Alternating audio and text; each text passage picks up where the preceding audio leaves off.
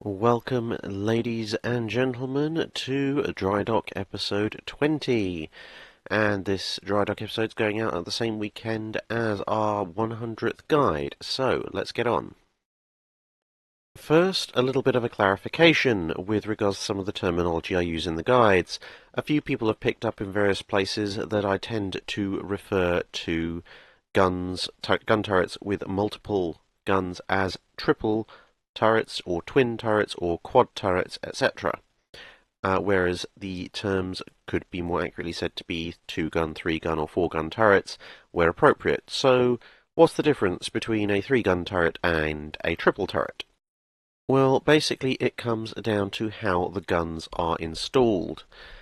Technically speaking, a twin, triple or quadruple turret is a turret where all the guns are held in what's called a common cradle. So this means that all the guns are joined together effectively, and so they raise together, they train together, etc., etc. So you can't point at different ranges with different guns from the same turret.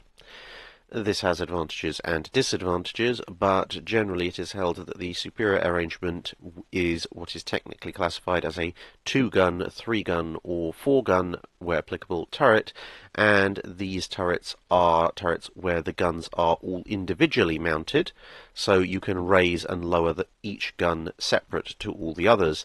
One of the most obvious advantages of this kind of setup is it means that if one gun gets jammed and can't be raised or lowered, you haven't lost all the turrets in that, all the guns in that turret even. And of course it opens up little humorous possibilities such as doing the naval version of this, or even literally giving your opponent the middle finger if you happen to have a 3-gun turret. Now, as to why I use twin, triple and quad instead of 2, 3 and 4 gun where it would be technically appropriate, partly comes down to just retaining commonality for ease of recognition, because everyone knows if I say triple or quad or twin, you know what I'm talking about in terms of numbers, but also because basically it can sound a little bit weird with the format of the video if I start using numbers for the guns. Say, for example, I'm describing an Iowa class or a North Carolina class or a South Dakota or any post-treaty, post-Washington US battleship. If I say 3 triple turrets, you know what I'm talking about. If I say 3 3-gun turrets, then some of you will know what I'm talking about, and some of you will wonder whether I just repeated the word 3 twice by accident. Or if I'm describing a cruiser and I say there were 352 3-gun turrets, then you're left wondering, did he just say there were 352mm guns in 3 gun turrets? Or 352mm guns in 3-gun turrets? Or 352mm guns in 3-gun turrets, or was it 3 gun turrets? You can see where the confusion can possibly come in, especially bearing in mind that obviously this channel is designed to try and get people interested in naval history, so these are people who may not necessarily appreciate the finer distinctions and subtleties, as well as those of you who are a bit better versed in these kind of things will perhaps understand. So this is basically why I like to prefer the term 3. So if I was describing that cruiser again, I might say 3 triple turrets carrying 105mm or 152mm guns. It's fairly clear, fairly distinct, and it leaves not really much room for ambiguity. So, hope that clears things up a bit. If you still disagree and you'd prefer me to come up with some kind of system where I can distinguish between triples and 3 guns and twins and 2 guns and quads and 4 guns, then, well, yeah, let us see in the comments. We'll see if how many people would like me to try that. And our next subject is mistakes. Yes, believe it or not, I do make them. I'm not perfect. Nobody is. I don't know everything. Nobody does. Certainly not in this field, I can tell you that much. Obviously, there are always going to be disagreements over interpretation about certain things, quibbles over sources, and all that. I don't class those as mistakes. Um, it's literally just a disagreement of interpretation. I have one interpretation. Some historians might agree with me, other historians might not. You might agree with me, you might not. You might disagree with both me and the historians who disagree with me. That's all fine as long as we're all being honest about the sources that we're using. But what I'm referring to in this particular case is points where something I've said in a video is simply categorically wrong. So, what are they? Well, fortunately for everybody, including me, thank goodness, the ones that I've been able to find seem to be less a case of me not getting a fact right and more of me not being able to read my own notes properly in the production of the videos and not catching it until someone in the comments says, hang on a minute, what's going on here? So let's go over those mistakes so that you're aware of them, and let's start now. So, in the recent video on the Royal Navy's suppression of the slave trade off the West African coast, I spoke about the Somerset case, and right here in the notes, I have them in front of me, it says accurately, as people would out, that this case took place in 1772. Somehow, while I was speaking, that turned into 1722. Oh well, I apologise. It should say 1772, that is in fact the correct date. And unfortunately, because YouTube's taken away card systems, I can't, annotation systems, I can't actually put an overscreen annotation to inform people. What I will do is I will put a card link to this segment of this video so people can pick it up that way, and I'll do the same for the other ones I'm about to talk about. Next up, in the last week's Drydock, when I was talking about the Montana near the beginning, at one point I talked about the Montanas being stuck at sub 25 knots. And of course, again, this is not true. The Montanas were designed, at least, to be capable of 28 knots. It doesn't change the overall point I was trying to make, which is that at 28 knots, they're still far too slow to keep up with a carrier going at full pelt during flight operations, whereas the Iowas can, and therefore their utility would be more limited. But the reason for my slip up there was basically, well, not to put too fine a point on it, it was very late. I was recording, and mentally my brain just checked in to the wrong 12 6-inch gun gigantic US battleship, namely the 1920 South Dakota design, and went, oh yes, that ship has a speed of less than 25 knots, so better say that. And then on went my brain, happily oblivious to the fact that I'd accidentally recalled the stat for the wrong ship. But, oh well, there you go. Hope you can forgive me for that one. Next, in the video about the theoretical final ride of the High Seas Fleet, a number of people pointed out that the Dutch coast was not in fact occupied by Germany, and therefore wouldn't count as a hostile coast. Yeah, so this came about because of the way the wargaming rules worked. We had to determine what would happen if a ship went aground on purpose or accidentally on a coastline. Would it be recoverable at the end of the battle in for terms of working out victory conditions? And we obviously knew that if you went aground off the Dutch coast during World War One, you weren't getting your ship back, but that was because the Netherlands were neutral. But unfortunately, the somewhat arbitrary nature of the war games rules don't have a setting for neutral. It's either friendly, in which case you can recover the ship, or hostile, in which case you can't. And so we said, right, well, it's just hostile for both sides. Of course, when I was taking the notes I made during the wargaming sessions and translating them into words that were spoken as part of the video, I took one look at the notes and it said hostile coast. So I thought, well, okay, HMS Lion's going ashore on a hostile coast. That must mean the Germans have occupied it. And yeah, there you go. So yeah, no, the Dutch coast was not in fact German occupied, although for all intents and purposes it was hostile in terms of whether you'd get your ship back during the war. And finally, in one of the Iowa class videos, possibly the one on the Iowa, possibly the general one. I mentioned that the Iowa took part in the Gulf War, which it didn't. Um, my notes say an Iowa class took part in the war. So it was in fact Wisconsin and Missouri, which of course I did get right in the videos on Wisconsin and Missouri. But yes, in that early video, somehow I just seemed to blanked out the word class and said, "Oh yeah, Iowa took part in the Gulf War," but no, it didn't. So thank you very much for catching that. And with that, you'll be glad to know that's the end of the mistakes made so far in my videos, at least as far as I and commentators can tell. So, with that said and done, let's get on with some fun stuff, shall we? So, Gabriel A. Hawkins asks the following.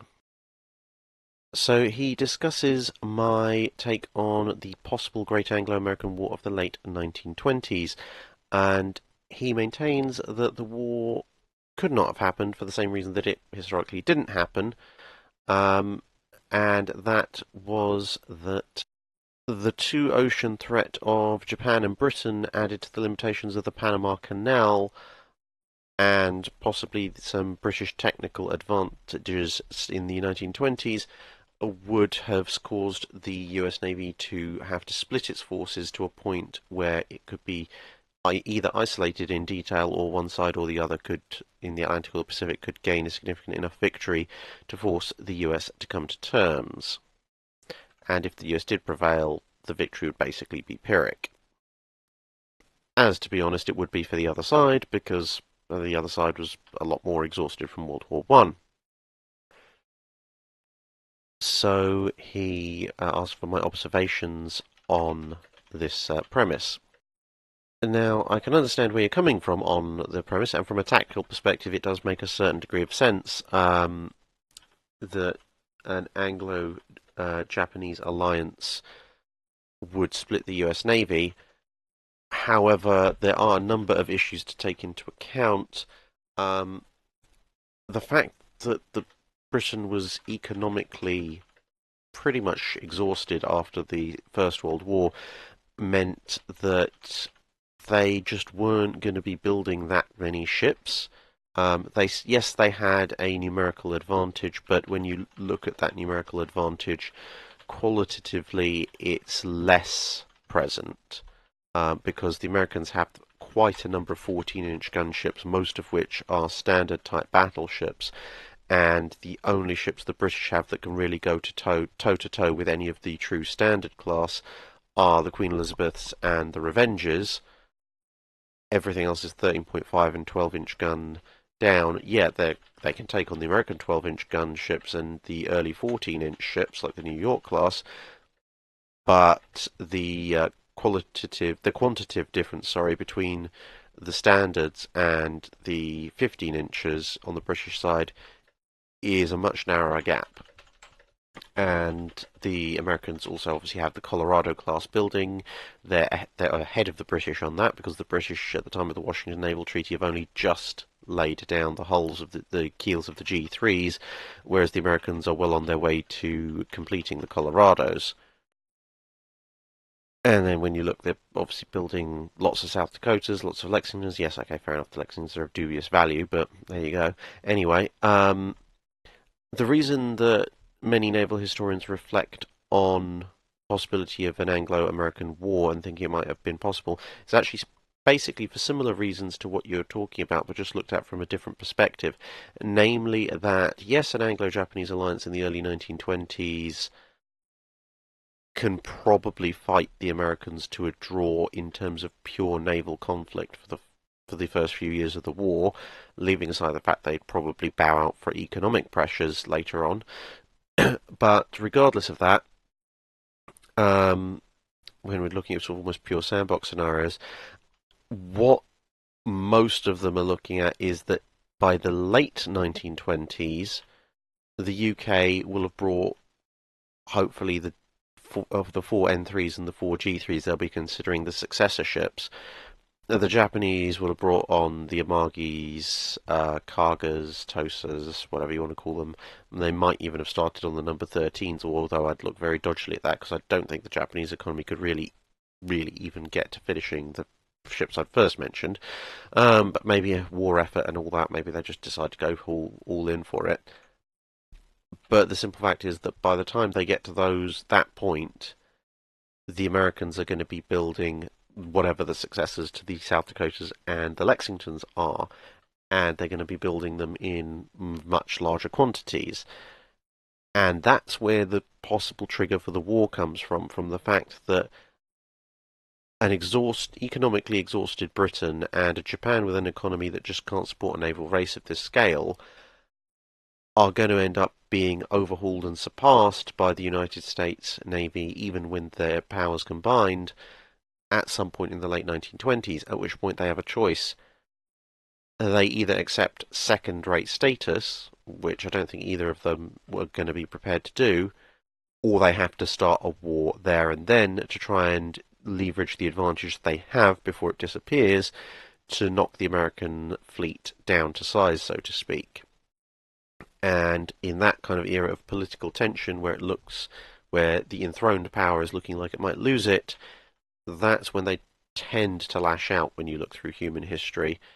And the Americans are basically stubborn enough to provoke it because they think that they'll win. Whether or not they would, who knows? I mean, it will almost certainly come down to some colossal naval clash in the middle of one or the other ocean, and I ain't putting money down on either side in that respect. So, yeah, hopefully you can see where they're coming from, where I'm coming from. Um, I think happily we are all agreed on pretty much the same evidence that is available. It's just, as I say, looking at it from a perspective of the early 1920s going forwards, or looking at it from the perspective of how does that develop maybe into the late 20s, early 30s, and looking then back at a possible flashpoint can lead to different conclusions. But there you go. Feel free to disagree. Um, some historians do, and we'll see what the comments say. Dave P asks, did the Queen Elizabeth class or any others in World War II, warships-wise at least, have black Plimsoll lines along the hulls depicting low and high water marks as normally seen on merchant ships? I can't find any historical images in the 1940s confirming this, and it would seem a major disadvantage to provide this status information to an enemy during conflict. And the answer is no. You won't find any pictures of warships with Plimsoll lines on them, except for some bizarre reason for some of the more recent New Zealand ships, which theoretically were supposed to get them. And that's because the Plimsoll line markings are a merchant ship marking, more specifically associated with the insurance requirements of Lloyd's of London, who seem to insure almost every merchant ship on the planet. And it's just passed into general use.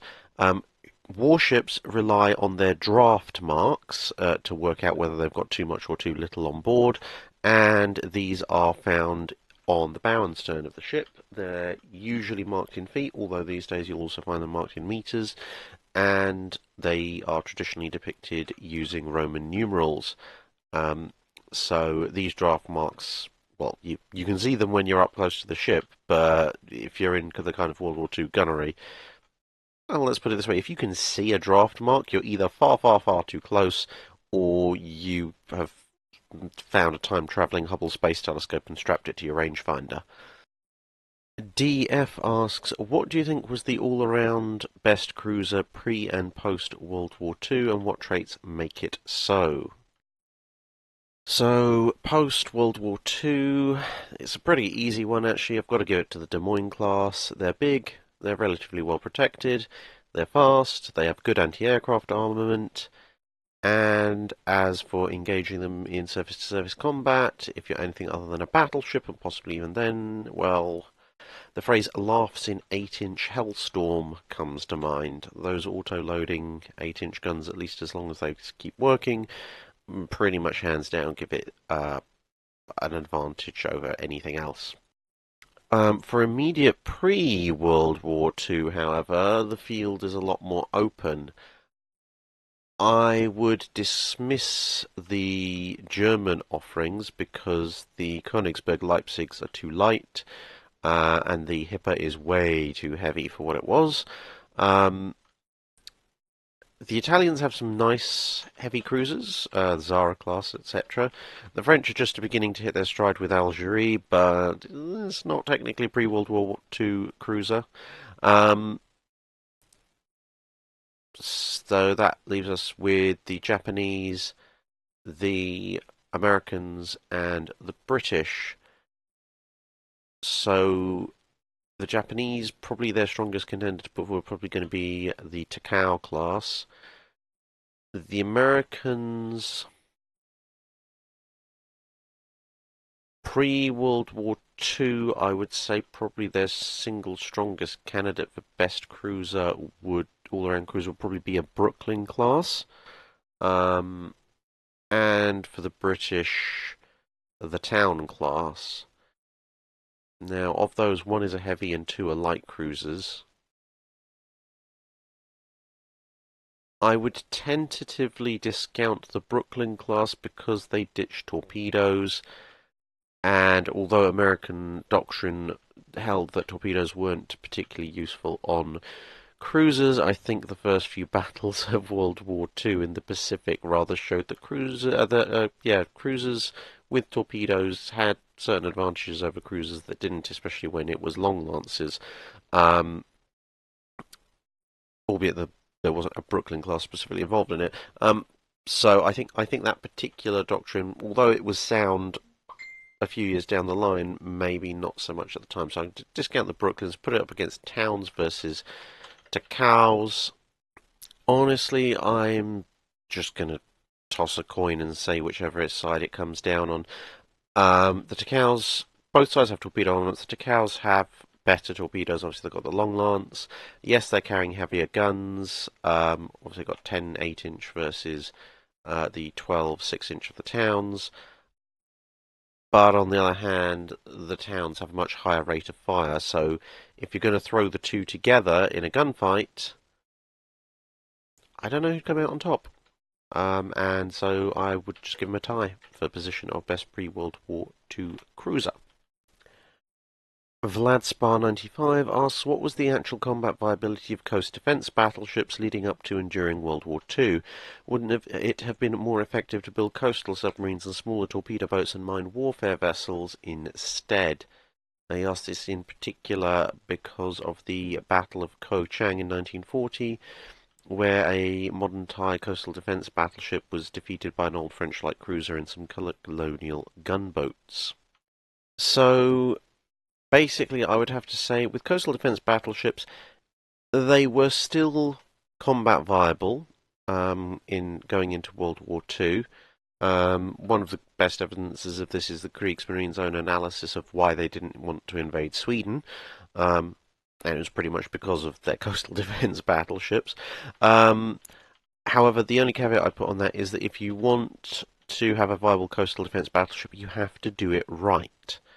Now, yes, the Thai ship was defeated. However, when you look at the Thai ship, it's under armoured for a light cruiser, and it only carries 4 8-inch guns, which basically does it. Yeah, it's a coastal defence ship, but in no way is it a coastal defence battleship by any stretch of the definition. If you want to do coastal defence battleships right, you have to have them big enough and well armed enough and therefore able to actually hurt capital ships that might be coming your way, and because they won't be as big as the capital ships coming their way, you have to have a few of them so that they can operate together in a pack where necessary, and separately where they can see off heavy cruisers. So basically, you want something that can see off a heavy cruiser on its own, but can't quite see off a battleship, but has 2 or 3 friends to help it in that purpose. And in this respect, basically, again, the people who got it right were the Swedes with the Sverige class. That is basically a viable coastal defence battleship. So yeah, the concept is sound. You just have to do it right. Sparky asks, what are the turret naming conventions for various navies? Oh, and the answer is, oh boy, does this go on? Um, basically, every navy had its own version. So, the Royal Navy, they had a three-section naming convention. The forward turrets would go with A, B, etc., from front towards the back. The rearmost turrets, you would start with X turret, Y, and then in theory, if you ever had three turrets on the back, you'd go down to Z. And gun turrets in the middle would take letters from the middle of the alphabet, so think P and Q being the most common um, for wing turrets and things like the Invincibles. And where you only had a single midships turret, this would generally be considered the Q turret. There were a few weird variations to this, but generally that was the accepted scheme. Although in theory you could have had a Z turret, they seem to like avoiding it. There were a couple of ships where they had to name three rear turrets, and they actually called them Q, X, and Y rather than Z. Um, I don't know why, really. I think maybe because they were trying to avoid letters that could cause confusion in the heat of battle if they were misheard. The Germans didn't bother with breaking the alphabet up into various segments. They just went A, B, C, D, etc. down the line, with the most common sort of phonetic for that being Anton, Bruno, Caesar, Dora, at least in the latter Kriegsmarine, and quite often in earlier ships as well. Although, again, there were a few places where this varied. For example, on the Deutschland class heavy cruisers, especially on, say, the Admiral Graf Spee, the turrets had their own little names, which was quite cute. The German ships also had to deal with things like the Nassau's, where you had this sort of hexagonal layout, and in those cases, the ships would be named, the turrets, sorry, would be named clockwise, starting from the bow, um, to avoid having to dart back and forth across, I guess. And when I say earlier, I mean the Reichsmarine. By all indications, the High Seas Fleet just use A, B, C, D, E, although obviously in German. The US turret naming system, from what I've been able to find, starts at the bow and goes clockwise, and is a combination of the caliber of the gun turret and the number of the gun, starting with 1. So, for example, let's take an example of a Brooklyn class light cruiser. So it's got a 6-inch caliber, so the first turret would be 6.1, followed by 6.2, 6.3, 6.4, and 6.5 at the back. And an Iowa would be 16.1, 16.2, and 16.3. And where the clockwise gets in on the act, because obviously none of the US battleships had wing turrets for their main armament, is for your smaller mounts. So say you've got your twin 5-inch 38 caliber turrets, so those would be 5.1, 5.2, 5.3, 5.4, 5.5, and then you go around the ship 5.6, 5.7, etc. Although apparently they're pronounced like they're spelt. So if you've got say a 5-inch turret, it's 5.1, you would say Mount 51, because it's 5 and a 1 together. So I think that's right anyway. That's what I've been able to glean from various sources. If any Navy veterans of the German, British, or American navies want to correct me on all of that, then feel free to in the comments, but I'm pretty sure I've got that correct. Stephen Bond asks, when the Italian Navy modernised their early dreadnoughts, they adopted a 10-gun broadside with 4 turrets, twins firing over triples. I can only think of 3 other designs that use this configuration. Why wasn't this arrangement used by other nations?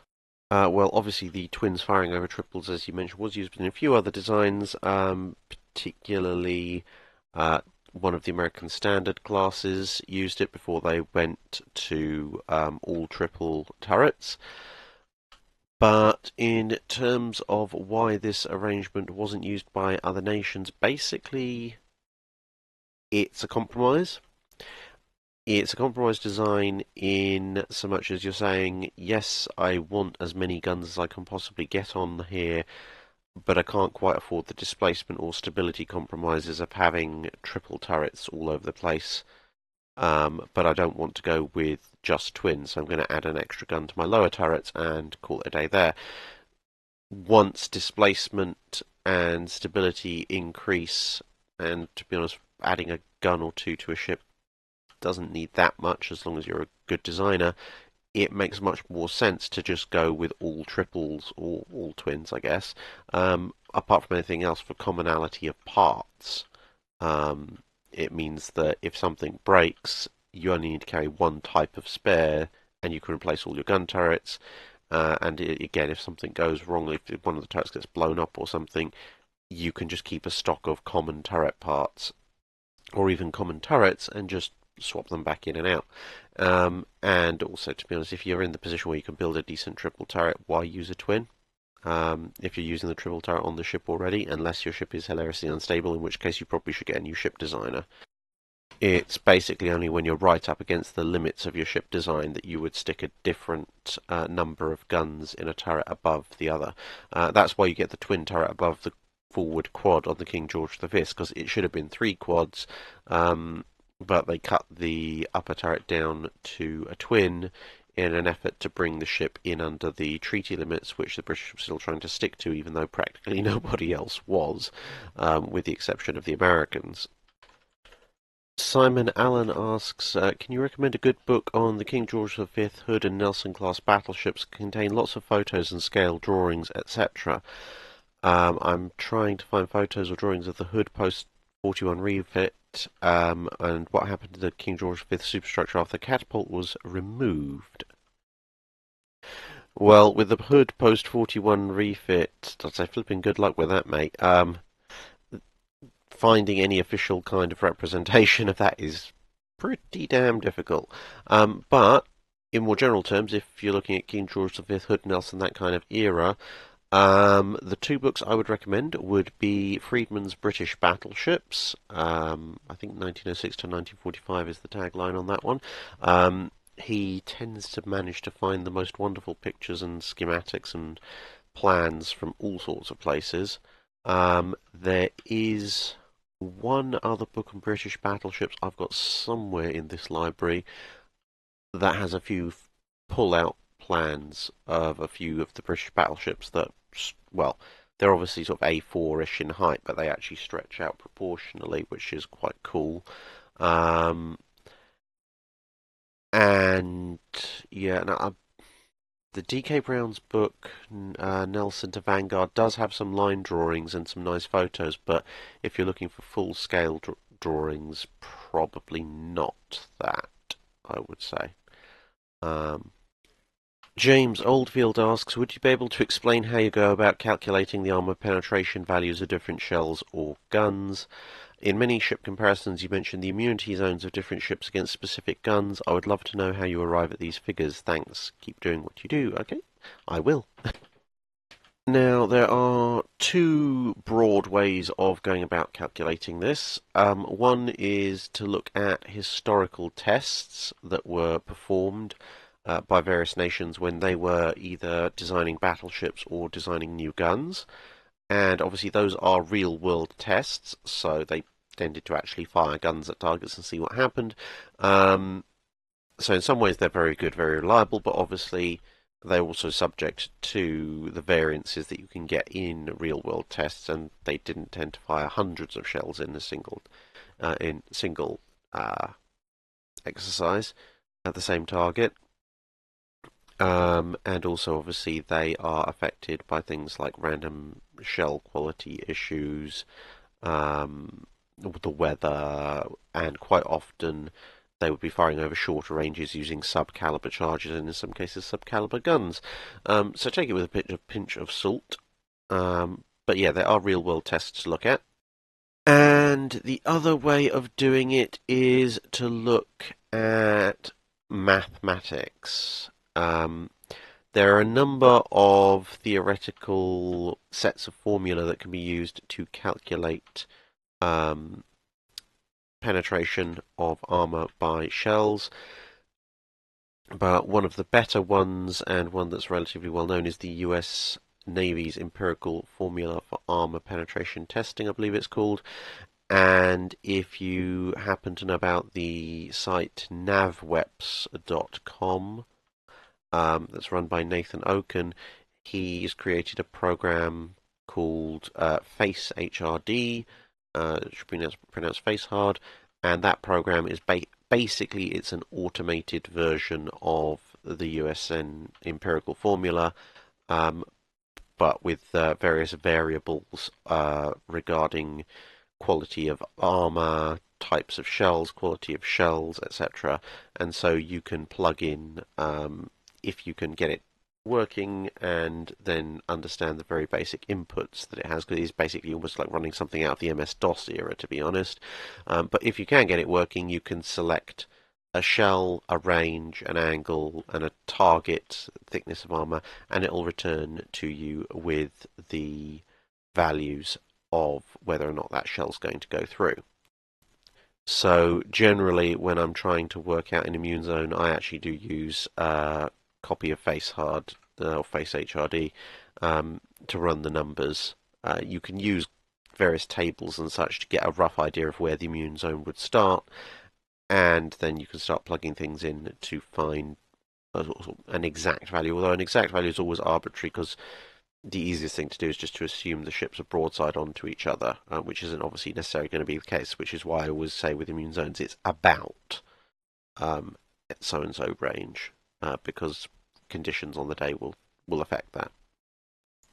Friedrich Nielsen comments about that from the videos that I've published so far. He has learned that most post-World War One German ship classes were overweight and somewhat inefficient compared to ships of the same classes from other nations. So the question being, what class or classes of German ships were, in my opinion, the most well designed, got the best performance to tonnage ratio?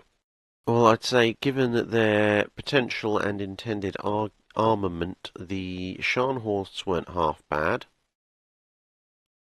I mean, yes, okay, fair enough, they're a little bit heavier than the Renown class, but with their intended armament of 15-inch guns, they'd be substantially better protected. And yeah, the Charnels, they're a bit of a weird one, but for what they are, they're pretty good and serviceable. The Type 1936 destroyers were pretty good, serviceable, large fleet destroyers. The Königsbergs were pretty good for what they were. I mean, they were small, undersized light cruisers in a similar boat to the Leanders, so they weren't up to much, but for the displacement that you got out of them, they were all right designs. Obviously, quite a number of the German submarine designs were quite good. Um, E-boats are superb. Just a pity they couldn't upgun them a bit more. The the big problem is, to be honest, with the Germans in World War Two, they didn't have that many classes of ship, because yeah, once you've taken out the ones that I've just mentioned, you're left with the Bismarck, which I've already made my feelings known about that. The Deutschland class, which basically existed in the hopes that Hood, Renown, and Repulse would spontaneously have a sudden existence failure. And quite a number of the German destroyers were just too overarmed. The 36s were good, but the classes either side had serious issues. Some of the torpedo boats, the later torpedo boats, were actually quite good as well for the Kriegsmarine, even though they weren't really torpedo boats; they were just small to medium-sized destroyers in disguise. And finally, for this week, Cody85 asks, how well do you think the Imperial Navy would have done if they'd stuck with Vickers pom-poms instead of changing over to the 25mm? Well, assuming they could find some damn tracer for the stuff, a damn sight better than they would have done with the 25mm they ended up with, assuming they could keep building them. The pom-pom, I think it gets a bit of an unfair stick, partly because of the incident in Force Z where, well, the fire control systems didn't work and the ammunition was falling apart because none of it had been designed for tropical waters. A problem that seems to occur with disturbing regularity in the Royal Navy. But anyway, assuming that the Japanese, operating mostly in tropical waters, actually took that into account, outside of a slight lack of tracer rounds in some cases, the 40mm pom-pom wasn't actually that bad a weapon. When the American Navy evaluated it, the only sort of medium caliber anti-aircraft gun that actually beat it was the 40mm Bofors, and well, it's the 40mm Bofors. Nothing beats that for medium range AA in World War Two. Um, but yeah, I mean, it saw off a 37mm gun. It saw off the 1.1-inch guns quite comfortably. The British continued to use them through the war, where they could get their hands on them. Um, they were all right weapons when they worked, and I think the Japanese could have made them work in the environment they were in.